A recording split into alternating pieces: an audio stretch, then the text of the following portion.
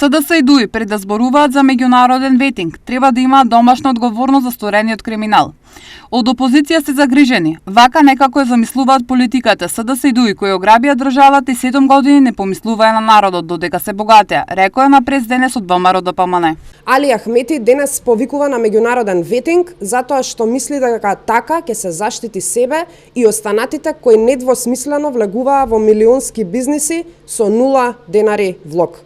Каде беа СДС и ДУИ 7 години да побараат меѓународен ветинг или тогаш милионските тендери во РЕК, МЕПСО и ЕСМ беа приоритет? Каде беа СДС и ДУИ да зборуваат за ветинг кога милионски суми се трошаа на набавки на рента-кар возила за 2 дена? Каде беа СДС и ДУИ кога фирмите блиски до нив го зголемуваа имотот со фотоволтаични централи?